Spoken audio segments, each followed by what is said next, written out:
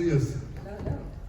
Thanks for coming out. I'm so happy to see you. Of course. Oh my gosh, and thank you for joining us again. So I want to start off by asking each of you about your acting journey. How did you get involved in this craft? Sorry, that is just the best. Where do I have to go? You're like, it seems like a million years ago. It does. It kind of feels that way. I started my acting journey. I was in middle school. I was doing theater and did high school theater, and then fell into modeling and fell out of modeling and then back into acting, and really started to pursue it seriously when I was 18, and fell in love with it. Oh. And just decided I didn't want to do anything else. Amazing. This is so low. Can you hear me okay? It's really weird. My journey started in high school, where at one point I was playing, since I was younger, even younger than high school, playing Dungeons and Dragons. And my mom's like, what do you want to be when you grow up? And I'm like, or what do you want to do? And I'm like, I don't know. I don't need to be rich or famous. I just want to create with my friends. Like, I want to do this the rest of my life. How do we do this? Yeah. And acting was basically the closest thing. I fell into it in high school, which led me to improv comedy, because we went and did a field trip to a local comedy place. I had no idea what improv was and fell in love with it. So I was doing theater, doing improv full time. I got hired to do the show. We met originally, which we were from the same hometown. Yeah. And And we didn't, no, technically we didn't actually meet because I was 10. True. And I was sitting in the back of the pizzeria watching you perform your improv. So weird. At the pizzeria. I was just telling him about that because one of our audience members said you were the nicest person ever. And I'm like, well, funny story. Yeah, hometown hero, and he really is that amazing. Oh, that's so nice. Anyway, That's so nice. Man, you go too big. But the short end of it was at the same time going to college and majoring in acting. I got to the point where I took the big leap and moved to LA.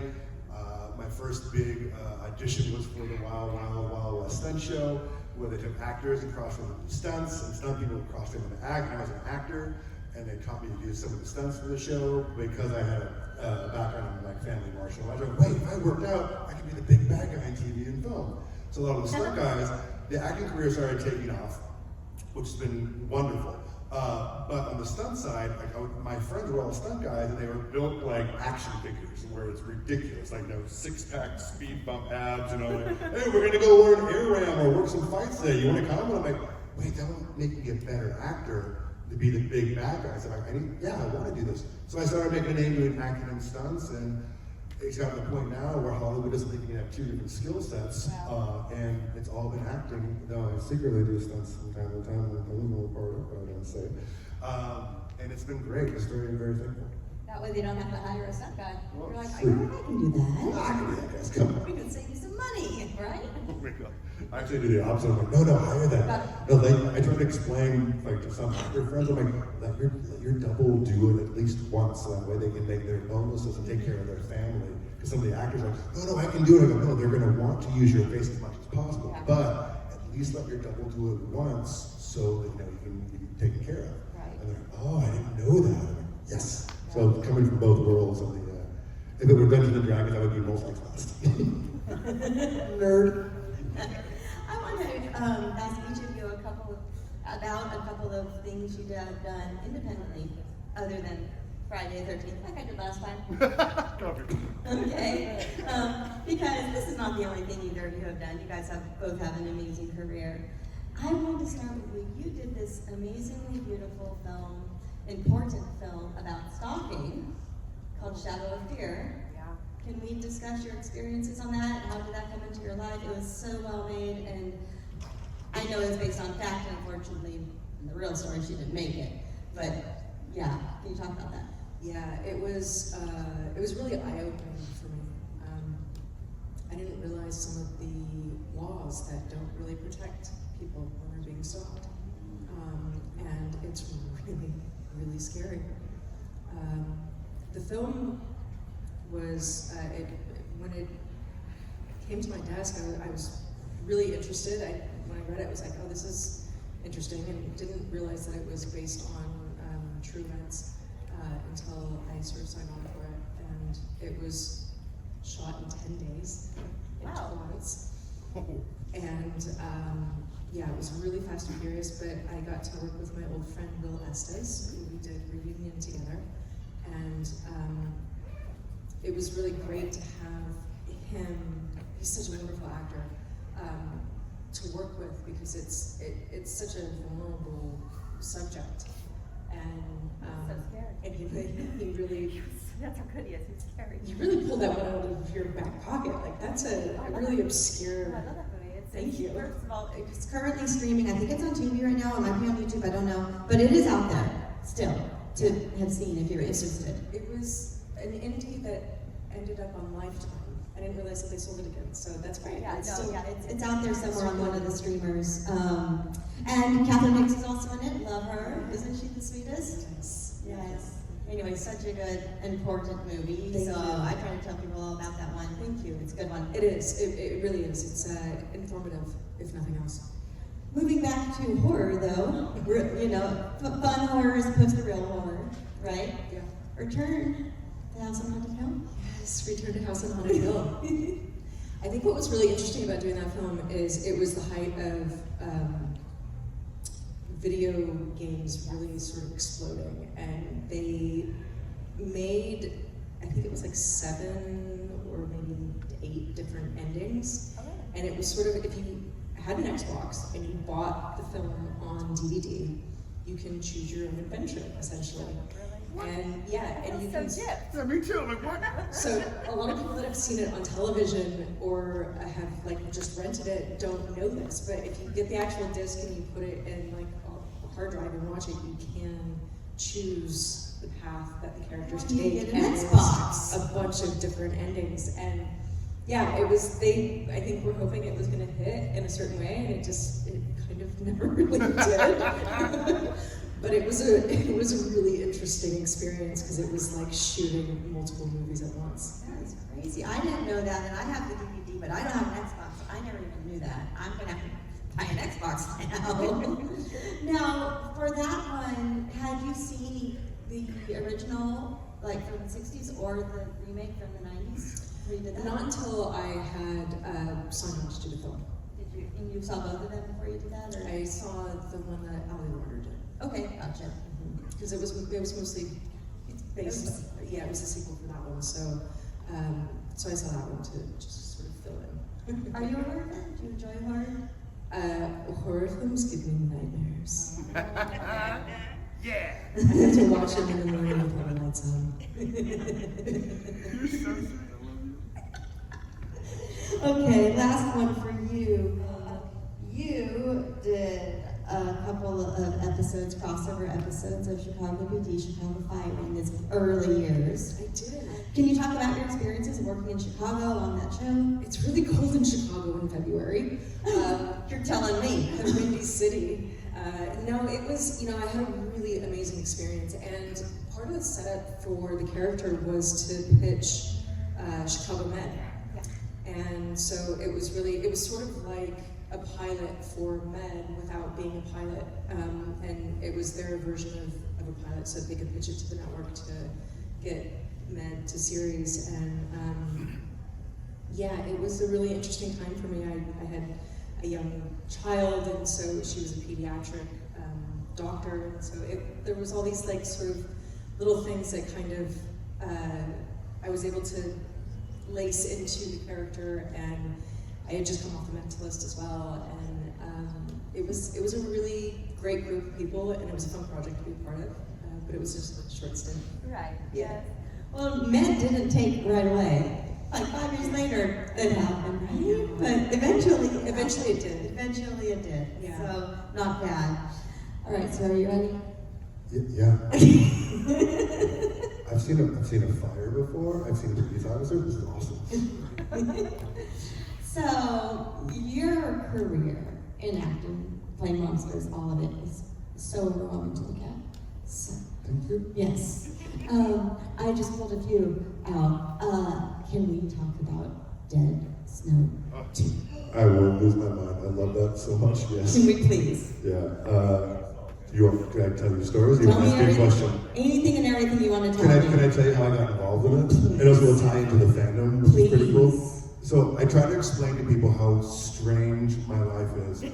Where at one point I'm at home watching Dead Snow 1 on Netflix, which is in Norwegian and with subtitles. And those of you who don't know what Dead Snow is, it's a Norwegian Nazi zombie movie in the snow.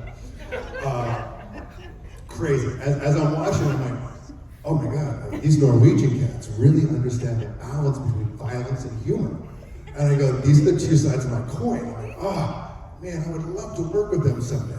And if you haven't seen the film before, it's very much like Evil Dead 2, where it's not sold as a comedy. It starts dead serious, but as it continues, it gets campier and campier, and on purpose.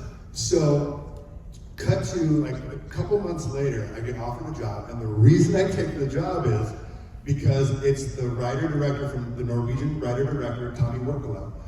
It's his first big U.S. feature, like multi-million-dollar show, and I was like, what? That's him? And so I got cast as Edward the Troll, where it's called Hansel and Gretel Witch Hunters, with Jeremy Renner and Gemma Arvidsson. And I got to be the giant troll Edward, where it starts off bad, but then, he's got a heart of gold and joins the main team of the main four. Most difficult job I've ever done in my entire life. It broke me physically, honestly. I'll tell you that story in a second. But the weird full circle was, at one point, I'm in a pub. We shot 3 months in Berlin. I'm in a pub in Berlin where Tommy hired, he couldn't put them in bigger parts, but he hired all his friends from Dead Snow as smaller parts of the film, and we're all hanging out in a pub in Berlin, and at one point, a guy walks over and he's like, hello, Derek, I am a producer from Dead Snow, and a lot of people do not know, but we are going to do Dead Snow 2.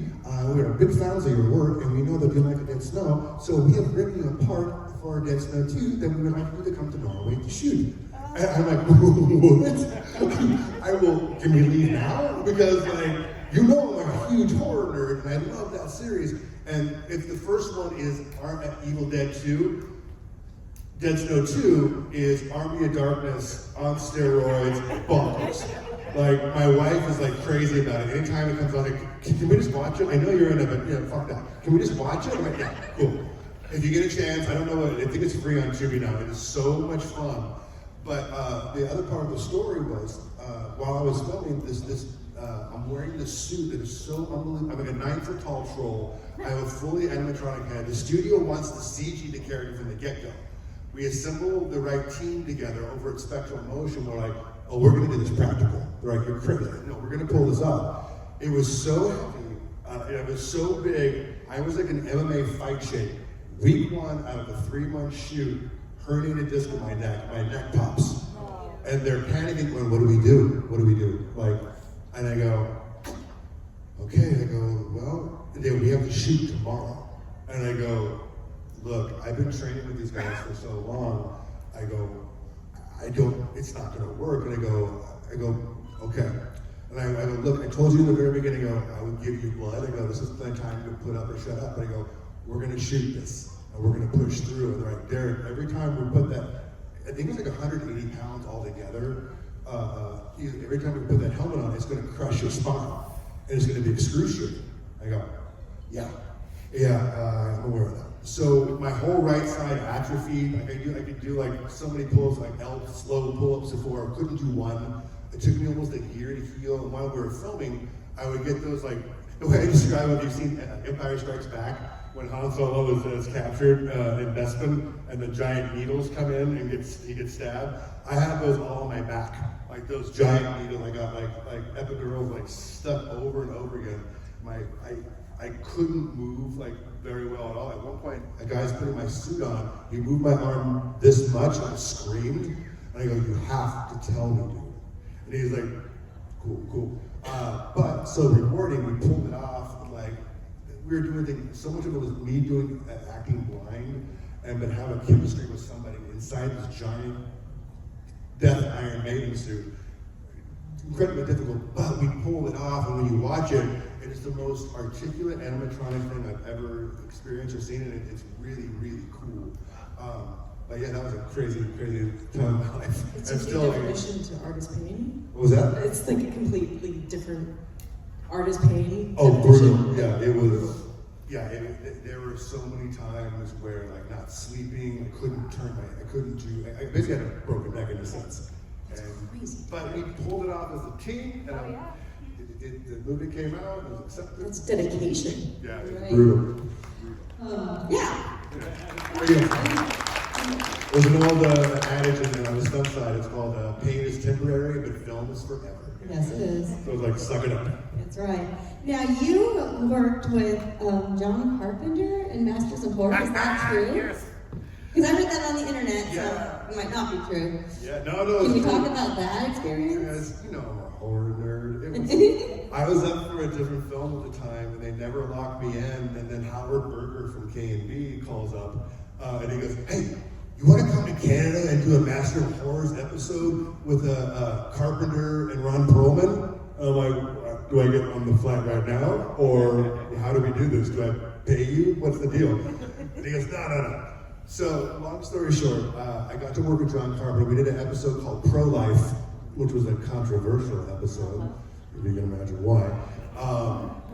But it was such a cool experience because it was the first time, I was supposed to go up for the first season for a different character, but unless you were the main star, Canada wouldn't pay for another person to come up because they had to match you with another actor, one of their actors, just as a pay scale, so we're not taking Canadian work away.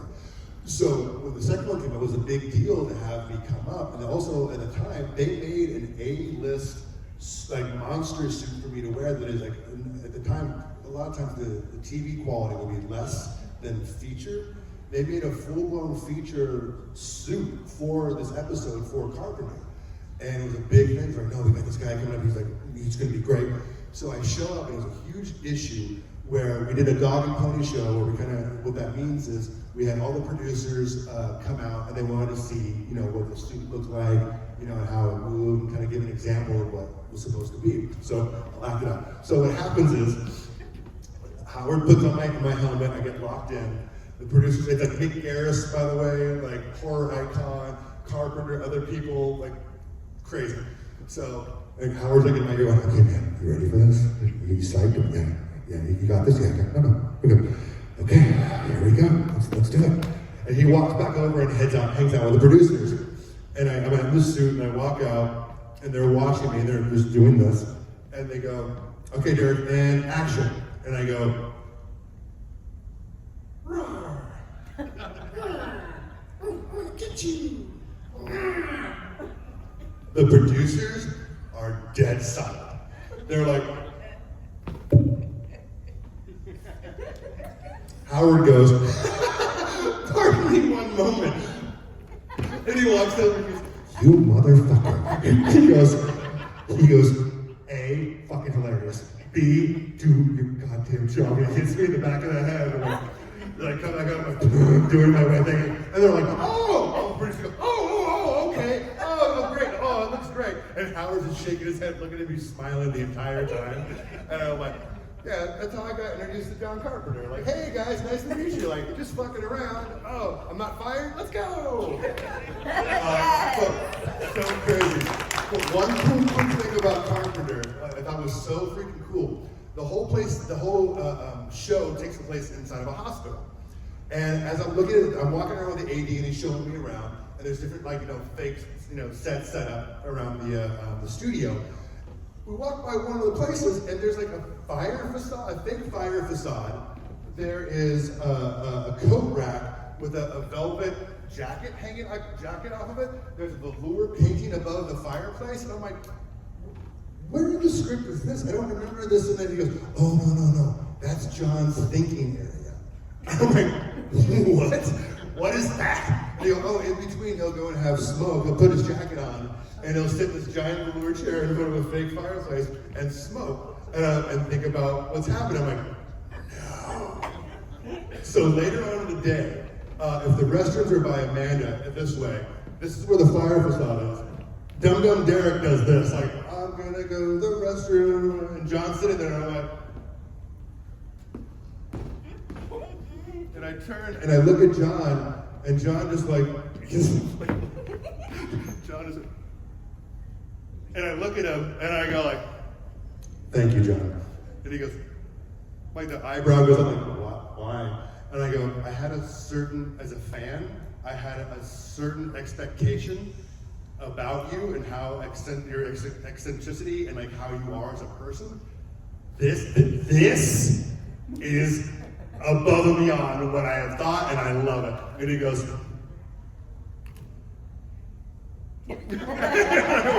oh my God, so cool. But then we started talking about video games. He's a giant video game nut, and we just hit it off. It was so much fun. So I got to work with John Carpenter, and I don't believe it to this day. See, this is why I ask the weird questions about the weird projects, because we get stories like this. I'm just saying, it's my favorite thing. Okay. We're all kids, man. We all, again, as horror fans, we love the same stuff. Like, I try to pull that Hollywood curtain of Oz, where I'm like, hey, don't tell these stories like publicly, because I want to keep telling the stories to other people. But like, I work with celebrities, I really don't care. But I go to these cons, and there's a lot of horror actors I grew up loving. Like, oh, Robert Englund and I are friends? Oh, he knows I exist? Nope, look how cool and calm I am. Nope, I'm losing my mind. So I try to share that with everybody as much as possible. You do know that's how I am with you, considering the history I have watching you as a kid, as a young performer.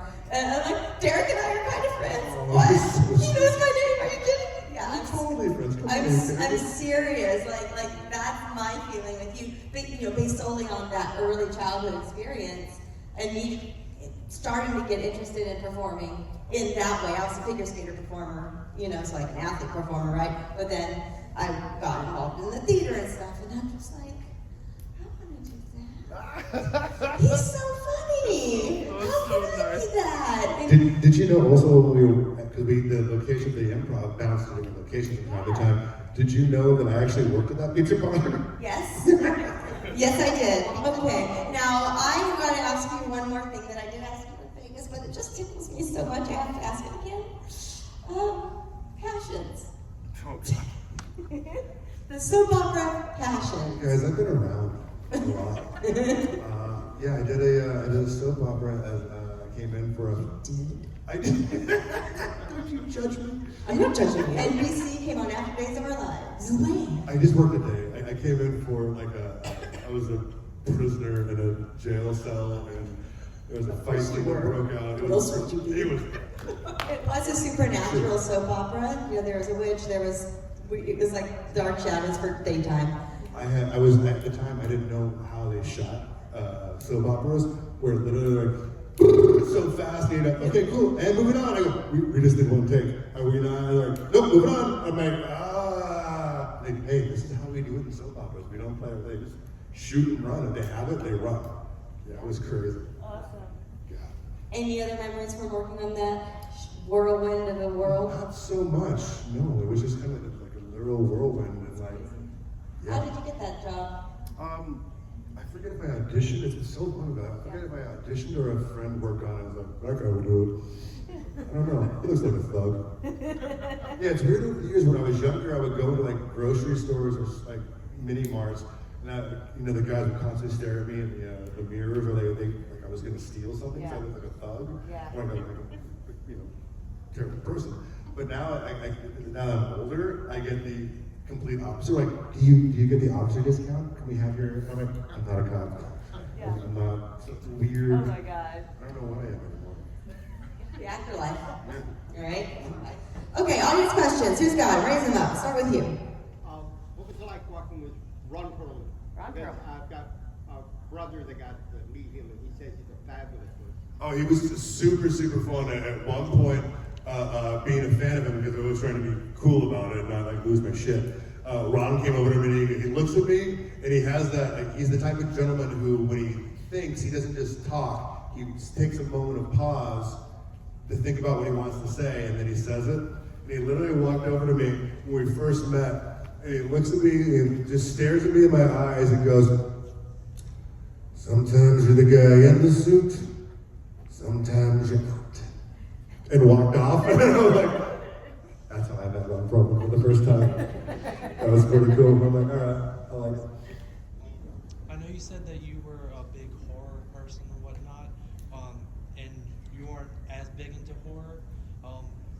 were you guys into the Friday the 13th franchise before the 2009 remake? I watched the first one when I booked the job. And I had seen some of them when I was a kid. I was really too young, and my mom would always be like, close your eyes, don't watch this part. And was traumatized for life. So I have never really been a horror fan, but I appreciate the horror fandom and the loyalty and how great the fans are with horror films. For myself, two things scared me as a child. One was the Bigfoot from $6 Million Man, which was Andre the Giant. And the other thing that gave me nightmares was Jason Voorhees. I always considered myself a horror fan before being an actor, because as a child, Friday the 13th is my favorite franchise, Jason's my favorite horror character. There are times, because I grew up with, I still have alopecia, though I can grow weird facial hair now, which is weird. But my hair would fall out when I was younger, so emotionally I was trying to figure out, it started happening in grammar school, figuring out who I was, because my hair would grow in, then it would fall out, would grow in, I'm like emotionally up and down, like, oh, I'm different, I'm a monster. And when I watched part 4 on the old school, like rent, VHS, and when Corey Feldman comes downstairs and he shaved his head to look like Jason, that's actually what I looked like at the time, because I had little tufts of hair growing here and there, and I was like, oh wow, like I'm like a little version of Jason, like, oh, that's okay, that's cool. It's a total mind tweak as an adult. Now I get to play that character and give a whole new generation nightmares. It's really mind blowing. So very, very grateful and thankful, and also thankful for everyone's love and support all these years. It's been phenomenal. So. You did step into like an impossible situation. It's so hard to take over characters like that, especially like Kane played it for so long. So we were used to seeing Kane, and then we had Freddy versus Jason, and then you, right? And so it's like, oh, fuck it up. Right? That's a lot of pressure. Yeah, it's crazy. Because as artists, like, we all take it. If we all play Peter Pan in this room, we're all going to do something different because of our different life experiences and what we bring to the table. So it's never a competition. Sometimes fans will come over and, oh, someone says my favorite. I go, oh, it's not a competition. Like who you like. Because a lot of times the guy that you like is the one that brought you to the series. And anytime I do a reboot, I've been lucky to reboot a lot of iconic characters. When I meet with producers, I try to explain to them if they haven't done something like that before, I go, you have to be respectful to the fandom that brought that IP to where it currently is, but you have to take a risk for a whole new generation of newer fans who are younger, who have no idea what this is. So you put some sort of new spin on it, but the hope is, and always in my opinion is, that new generation likes that new one so much that they'll go back and watch the originals, all of them, and now you're part of the family. And a lot of times, I get so excited when fans come to the table, because a lot of times when someone tells me that, that was the first one I saw, I go, did you go back and watch the originals? And they're like, oh yeah. I'm like, oh, mission accomplished. That's exactly, welcome to the family. So very, very lucky. But also, it's a wild experience, because when we did 09, everyone, if you know, all the actors are stellar actors, and everyone's like blown up since then. But we're all still friends, and we all still communicate, and no one has an attitude. No one's like, do you know who I am? And like, no, hey, remember when we did that? Like, there's a time when Amanda on set stood up for me, which was so nice, because we were in the scene when she was chained up. I don't know if you remember this. I don't. Oh, awesome. There's a time when she's chained up, and we were doing a scene with that emotional scene where Jason is confused because he doesn't know his mother's only tied to love in the entire world, and she's no longer here. And so with her, he's confused, going like, I love you, you're my mother, I want to be, but also, you're the one that killed my mother, I want to destroy you. And so he's not taking we were, oh, he doesn't take hostages. That's not what's happening. He doesn't know what to do with her, because emotionally, he's like, I want the love, but I also want to kill you, what do I do? And so when she would get into character, I've known Amanda's worked with her, and hung out with her on the show, even on the off times, a lot of us were hanging out, and loving who she is as a person, and she would get into this emotional state, such a professional. She would lock into the zone, and she would weep and like get in that zone. It would hurt me listening to her do that. And while we're doing the scene, or I'm just side note, if you notice when I hit like the gate behind her or whatever, like, at one point, somebody off camera was talking out loud and making a joke or something, and Amanda, like, during my coverage, and Amanda turns to me, shut the fuck up, like, why the fuck would you do that? Like, because like, she was basically going like, just because he's wearing a mask, like, he's an actor, like, give him fucking the respect, like, if he's doing it, you don't see what he's doing, they weren't watching. And so, like, she stuck up for me, and you know, in the middle of the scene, like, put this person in their place, and I was like, oh man, like, that was a real special moment for me, and I'm like, thank you. Like, it was I'm beautiful. sorry for the person that yelled at. I think it's, you know, when you're doing those emotional scenes, it's so hard to stay in that place. And, you know, I think sometimes the crew can lose sight of what it is that we do as actors, and the emotional space that we have to live in order to give the performance that is going to be on film forever. And in those moments, it's really imperative that there's respect for that, and we have the space to perform and to do our job. And those are the moments that it's our turn to be able to have our opportunity to do our job. And when the crew is lighting and they're doing all of their setup, that's their turn. So I think that sometimes that gets a little lost in the mix, and I'm a real stickler on it, because I think it's important for actors to have the stage when it's their time to have the stage. For sure. The one thing, actually, we talk about pulling the Hollywood curtain of Oz open. Sometimes actors get bad raps where they're like, oh, that guy was a jerk, or, you know, oh, like when Christian Bale, like the famous thing when he yelled on Terminator and yelled at the lighting guy, I go, you're only getting one side of the story. I had friends who were there and saw everything go down, and I go, it's the lighting guy's fault. And I go, you don't understand it. He talked to him multiple times, Christian talked to him multiple times, being cool, but when we get those heightened states, like for myself, like for Swamp Thing, like I'm playing manic for 8 months. And emotionally, there's scenes where I'm being tortured and bawling and crying. And if my personality is a radio dial. My personality is over here. To me, to get to that zone, that emotional, vulnerable zone, is way over here. So rather than jumping from this all the way over to here, while we're filming for that day, I'll stay closer in this zone and kind of be in my own. But I also try to tell people, cast and crew, before we start filming, go, hey, this is how I operate. If I have an emotional scene coming up or whatever, I go, so sometimes we'll come over, like I'm prepping to get into the zone where, hey, so when you did that scene in this other film, hey, could you take a picture? I'm like, hey man, like, I'm losing my mind right now. I don't want to be, like, oh, you're so rude and turned away. I don't do that. So I explain to people, I go, if you see me there, and I go, I'm always open. I'm not trying to be a jerk. I go, but I still have a desk in front of me where I'm going through all my lines I've memorized, what emotionally I need to be in that scene, so you understand where I'm coming from. But as an audience, a lot of times you get the propaganda of like, oh, that person was a jerk or this or that. And the other experience I've learned is sometimes like, why is that actor being like, or that lady so standoffish? Like I met her, it's like, ugh. I go, oh, you've experienced stalkers or something who's like done terrible things to you, or oh, and you're on guard. So you're not being a jerk, you're trying to protect yourself, so you try to understand where people are coming from. And for myself as an actor, I want to explain to everybody before doing that, so you don't just think, I'm like, oh, that guy's so full of himself. No, I'm doing a scene where I've just lost my child coming up, and it has to be real for me, because if it's not, you're going to be able to read as an audience member. So I'm trying to do my job. So I try to explain that Hollywood curtain of what we do. Again, with Amanda on, like, it was so emotional for Friday. She would professionally take herself to the side of the set and just hear her get into her zone. We all have different processes to get emotional where we need to be.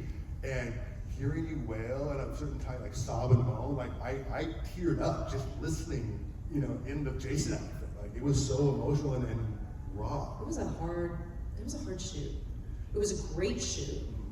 It was great camaraderie and a wonderful, wonderful cast, but it was a very difficult shoot to perform because of the emotional state, and especially for Whitney, because all of it was crying and screaming, and I really had a hard time sleeping because we were doing night shoots. I had such a difficult time So I was always just felt really drained and exhausted, which I used. I just think that works with the I just character put it for into you. the character, and by the end of it, I felt like a vampire, and it took a few months to kind of just get back into a normal rhythm of life. Because the other thing people don't realize, a lot of times as an actor, you're basically lying to your body. Your body doesn't know the difference. So when you lie to your body, it sticks with you, and everyone has different ways they approach it, different techniques. But man, again, if you're into it, as a professional, if I'm playing a cowboy, someone who's a cowboy is going to watch my movie and go, "Oh, he didn't tie the saddle right," because he didn't hold the reins right. You have to learn, in my opinion, of everything about that person's or the character's profession that you're doing, because someone is actually going to have that profession.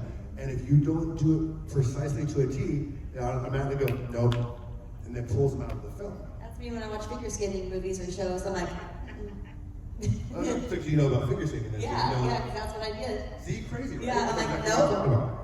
yeah, exactly. I'm like, they should have hired a real skater. that's every time I'm like, Anyone over here? Yes. Yes, Derek. Your roles often involve playing big, intimidating characters. How do you bring emotion and depth to these performances, especially while you're wearing heavy prosthetics? Honestly, like it's finding the sense of acting, the emotional truth of the character. Where especially for villains, like no villain sees themselves as a villain. So you kind of find like it's almost like if your own personal life is from A to Z, the character's life is from 1 to like 26 or whatever. You find where to kind of like blend the two together, but it's almost like you're making justifications of lying to yourself. Like I would never go and like be a total jerk to someone out of nowhere and try to fight somebody. But if I lie to myself, going like, "Hey, that guy just kicked your dog that you love so much," I'm like, "The fuck did you do, dude?" Like I will rip your goddamn head off. Like, and so you use your different experiences. I try to tell other younger actors, go, whatever life experience, pro or con that you have, that's your paint for your palette to paint from.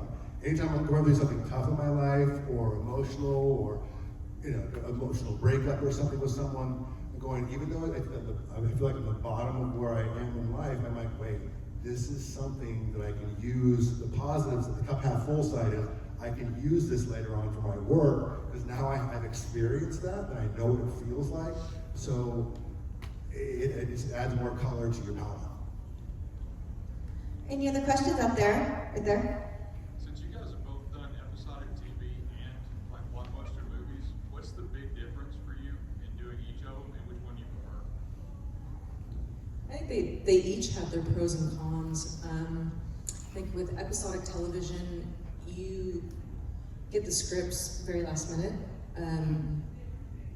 When I was filming The Mentalist, we normally typically it'd be like 5 days before we would start filming. We would get the first script, but there would be multiple changes, and we would even sometimes get changes on the day that we were filming. Not that you don't have that with film, you do as well, but with film, it's an allotted block of time that you've got 3 weeks or 6 months or whatever period of time it's going to be, and it's one script that you're working on. Whereas episodic, it's constantly in flux, and sometimes things will change based on what the audience is responding to and what they're not responding to. And they'll take things into the writer's room and be like, this is really not working, just the audience is not responding to it. And I think especially now with streaming, it avails the producers to see what's trending and what works and what doesn't. And so it informs them how they're gonna sort of make the progress of the show go, or which direction they're gonna go with it. So they're two different mediums. I don't know if I prefer one over the other. Now that I've done both, I feel like when I was doing television, I just wanted to do film. Now that I've done film, I'm like, I kind of like television. I kind of waffle back and forth between the two. For me, it's mostly about the character and finding a character that keeps me engaged and has growth and a really interesting arc. That's a great answer. Also, I love how deep we're getting in all this. Like, it's super fun. Just wait till you hear my final question. I agree with Amanda. Especially the time essence with film, you have locked off time and you know what you're doing, you know what your character is. And with doing TV, even your personal life, it's like the analogy I use is a conveyor belt, where episode 1, as it's coming up, we're about to shoot. I'm soft memorizing now. While we're shooting episode 1 of the series, when I get off work, I'm going home and I'm still working because now I'm soft memorizing episode 2. And so as we're finishing 1, then now we're going into 2. I'm doing the same thing. I'm now applying what I've learned for 2. Now I'm soft memorizing 3. So when people are like, hey, we're in town, we're gonna come hang out, I go, guys, I have no time because it's go, go, go, go, go, go, go, go, go. And It's grueling. It's Television, brutal. well, they don't really do it like when I was on The Mentalist, we did 24 episodes a season. And so we were filming 10 months out of the year. And they don't really do TV like that anymore. Because most of the streamers are, 10 episodes. But that kind of schedule it's really, really difficult for the crew. yeah. And especially when you're doing 16-hour days, 5 days a week for 10 months out of the year, it's really hard. But you become like a family. You're with each other all day long, every day. And I think when I was in it, there were times I was like, oh, this is so exhausting. But now I'm like, I kind of miss it. There's an insulated sort of family dynamic that you kind of get accustomed to. Well, it's kind of like, the Yeah. symbolism is like being in not in the same extent, of course, not downplaying war, but you're in the mix and like things are going wrong, you're problem solving.